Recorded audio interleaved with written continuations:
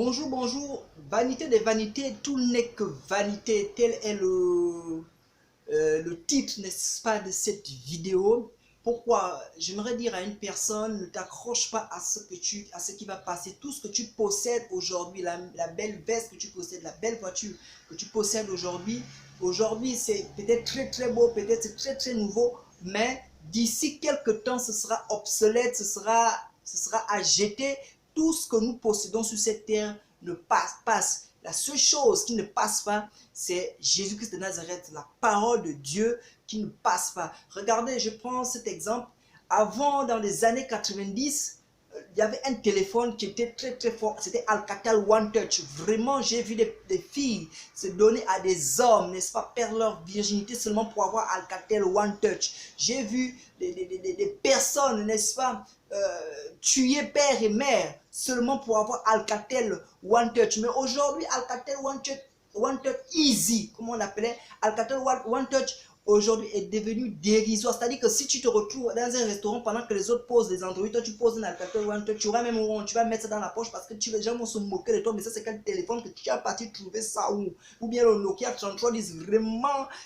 Peu importe, même si quelqu'un a la nostalgie du Nokia 3310, il ne va pas échanger son smartphone à un Nokia 3310. C'est pour dire que les choses qui, à l'époque, les gens mouraient, volaient, tuaient même pour avoir ces choses-là sont devenues aujourd'hui, en notre temps, obsolètes en 2020.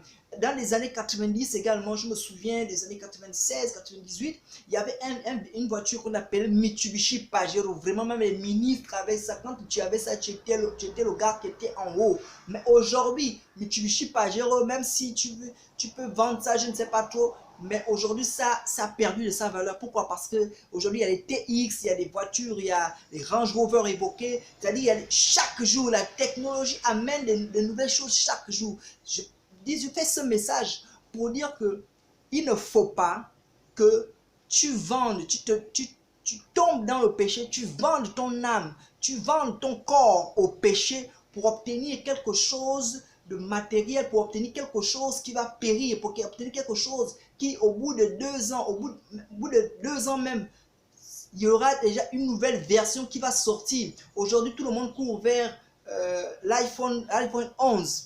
Bientôt, l'iPhone 13, 14 va sortir. Mais aujourd'hui, je me souviens, le premier iPhone, Apple, le 1, numéro 1, tout le monde courait pour avoir ça. Mais aujourd'hui, c'est devenu dérisoire. Tout le monde cherche maintenant le 3. C'est pour dire que on fait la course effrénée vers le matériel. Mais toi, en tant qu'enfant de Dieu, il n'est pas permis que tu cours vers, même si tu n'es pas enfant de Dieu, deviens enfant de Dieu, ne livre pas ton corps, ne livre pas ton âme au péché pour aller en enfer. Parce que ces choses-là, ces choses qui sont vanité, peuvent aller en enfer. Je ne dis pas de ne pas avoir ces choses, mais je dis, si tu travailles de l'argent qui te permet d'acheter ces choses sans pourtant tomber dans le péché, sans pourtant tomber dans la fornication, sans pourtant vendre, sans pourtant rentrer dans une secte bizarre, sans pourtant tuer ton enfant pour ce matériel. Parce que la maison que tu as aujourd'hui, ou la maison qu'on avait hier, et la maison qu'on construit aujourd'hui, c'est deux choses différentes. Donc voilà pourquoi j'ai dit, il ne faut pas que tu vendes ton âme, il ne faut pas que tu vendes ton corps pour avoir quelque chose qui va périr,